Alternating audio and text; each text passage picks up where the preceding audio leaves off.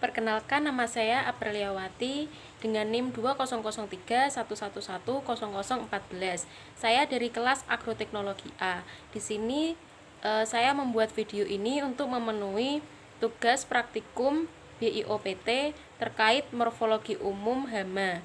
Dan di sini saya mengambil kupu-kupu sebagai bahan untuk percobaan praktikum kali ini. Berikut adalah percobaan praktikumnya.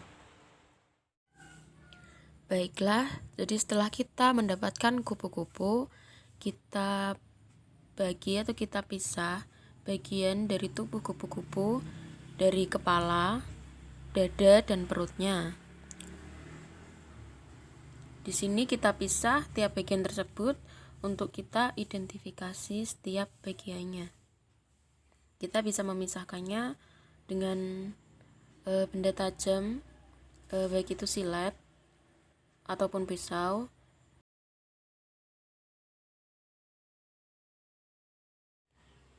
Baiklah, yang pertama di sini ada kepala.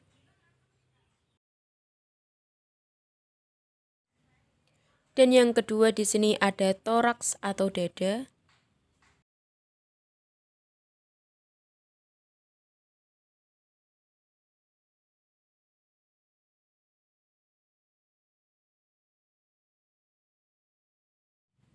Dan yang bagian ketiga atau terakhir di sini ada perut. Morfologi kupu-kupu. Jadi morfologi kupu-kupu di sini ada kupu-kupu dewasa, memiliki bentuk tubuh atau morfologi yang terbagi atas 3 bagian, yaitu yang pertama kepala, yang kedua toraks atau dada, yang ketiga perut.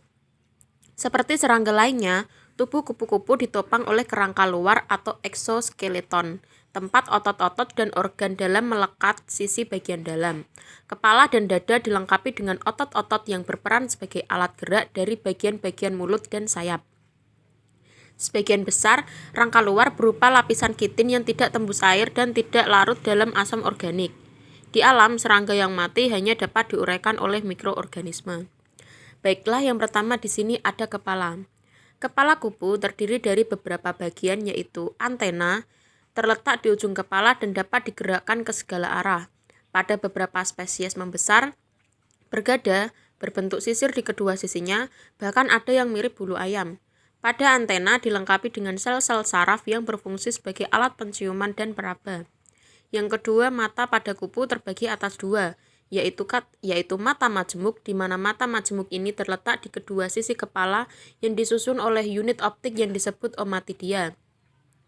Mata tersebut dapat mendeteksi gerakan dengan baik, tetapi tidak dapat fokus dan melihat jarak dengan jelas. Dan mata tunggal atau oceli, di mana mata oceli ini tersembunyi atau tertutup oleh rambut-rambut halus. Oceli bekerja mempertajam penglihatan dari mata majemuk, yaitu dapat mendeteksi jarak dengan jelas. Dan yang terakhir ada mulut, di mana mulut terbagi atas 3 bagian, yaitu labrum, labial palpus yang merupakan bagian bibir yang sangat sensitif yang berfungsi sebagai alat meraba, dan belalai atau mandibula yang asalnya sebagai alat penggigit mereduksi, maksila yang beradaptasi menjadi alat penghisap, yaitu proboscis yang berbentuk seperti tabung untuk menyedot. Apabila tidak sedang digunakan, proboscis digulung dan dapat dijulurkan kembali jika sedang digunakan. Dan di sini yang kedua ada toraks atau dada. Toraks kupu-kupu sangat berbeda dengan kepala dan abdomen. Toraks terhubung dengan kepala melalui membran atau yang dilihat sebagai bagian lembut dan pendek. Toraks kupu-kupu dilengkapi dengan ruas-ruas yang kuat membentuk kotak yang sepenuhnya berisi otot-otot yang menyokong pergerakan kupu-kupu. Dari ruas-ruas inilah toraks terbagi atas 3 bagian, yaitu yang pertama protoraks, tempat melekatnya pasangan kaki depan. Kedua, mesotoraks, tempat menempelnya pasangan kaki tengah dan pasangan sayap depan. Dan yang ketiga ada metatoraks, tempat melekatnya pasangan kaki belakang dan pasangan sayap belakang. Pada toraks terdapat sejumlah spirakel pada sisi-sisi toraks. Spirakel merupakan tempat masuknya udara dari luar ke dalam tubuh kupu-kupu. Perlu diketahui bahwa spirakel pada bagian toraks tampak besar berkaitan dengan kebutuhan oksigen yang tinggi untuk pergerakan sayap dan kaki. Kaki atau kupu-kupu terdiri atas beberapa ruas, yaitu coxa, trochanter, femur, tibia, dan tarsus. Tarsus terdiri dari beberapa ruas yang dilengkapi dengan sepasang kuku. Jumlah tarsus ruas-ruas sangat bervariasi tergantung dari jenis kelamin dan kupu-kupu. Perlu diperhatikan bahwa kaki depan kupu-kupu sangat sensitif, sehingga sangat berguna dalam mengenal adanya nektar, bunga, atau pasangannya.